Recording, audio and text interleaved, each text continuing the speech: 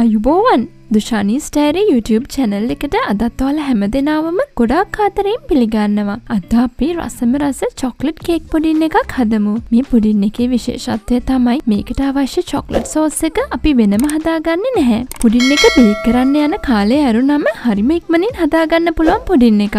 oven එකකින් ගත්ත ගමන්ම vanilla ice cream එක උණුවෙම රස බලන්න පුළුවන් pudding එකක්. ඉතින් අපි බලමු මේ රසම රස chocolate cake pudding එක හදාගන්නේ කොහොමද කියලා. මේ පුඩින් එක හදාගන්න අපිට ඕනි වෙනවා බටර්. මම මෙතන බටර් හරියටම ග්‍රෑම් 60ක් අරගෙන තියෙනවා. පාන් පිටි ග්‍රෑම් 100යි. සීනි ග්‍රෑම් 60යි. කොකෝවා පවුඩර් මේස හැඳි 2ක් අවශ්‍ය වෙනවා. බේකින් පවුඩර් තේ හැඳි 1යි. බිත්තරයා කිරි මේස හැඳි 4යි. ලුණු තේ හැඳි කාලක් අවශ්‍ය වෙනවා. ඒ වගේම වැනිලා තේ හැඳකුත් අවශ්‍ය වෙනවා. ඊළඟට අපි මේකට හදාගන්න රසම රස සෝස් එකට අවශ්‍ය වෙනවා දුඹුරු සීනි. මම මෙතන දුඹුරු සීනි ග්‍රෑම් 100ක් අරගෙන තියෙනවා.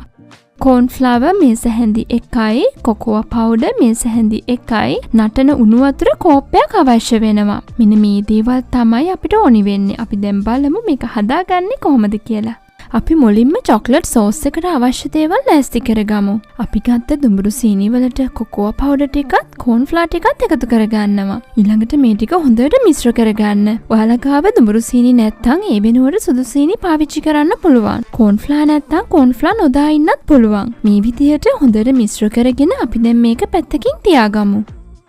ඊළඟට අපි මේ පුඩින් එක බේක් කරන භාජනයක් ලෑස්ති කරගමු. මම අද මේක බේක් කරන්නේ Pyrex dish එකක. ඒක ඇතුළෙත් වටේටත් හොඳට බටර් ගාගත්තා. ඔයාලට බේක් කරන්න ගන්න පුළුවන් ඕනෑම භාජනයක් මේකට යොදා ගන්න පුළුවන්.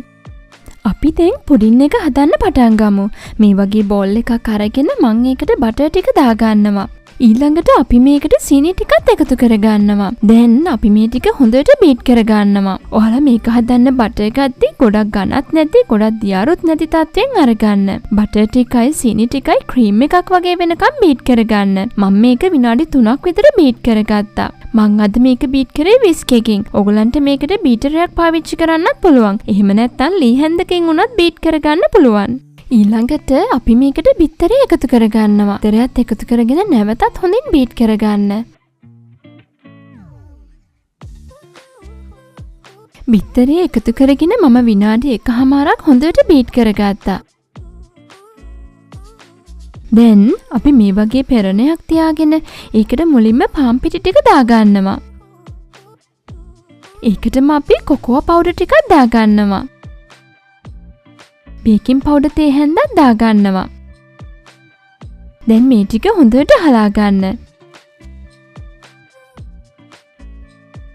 පිටි ටික හොඳින් හලාගෙන අපි දැන් මේක හොඳට මිශ්‍ර කරගමු. මේ වගේ ස්පැචුලා එකක් හෝ ලී හැන්දක් පාවිච්චි කරලා හොඳට පිටි ටික පෙරලමින් මිශ්‍ර කරගන්න. මේ විදිහට හොඳින් මිශ්‍ර කරගෙන අපි ඒකට ලුණු තේ හැඳි කාලක් එකතු කරගන්නවා. කිරි ටිකත් එකතු කරගන්නවා. වැනිලා තේ හැන්දකුත් දාගන්නවා. දැන් නැවතත් හොඳට මිශ්‍ර කරගන්න. මෙන්න මේ විදිහට හොඳට මිශ්‍ර කරගන්න. දැන් අපි කේක් බැටර් එක හදාගෙන ඉවරයි. ඊළඟට අපි මේක ඉස්සෙල්ලා බටර් ගාලා ලෑස්ති කරගත්ත භාජනයට දාගන්නවා. මේ විදිහට කේක් බැටර් එක දාගෙන ස්පැචුලා එකෙන් හොඳට ස්ප්‍රෙඩ් කරගන්න.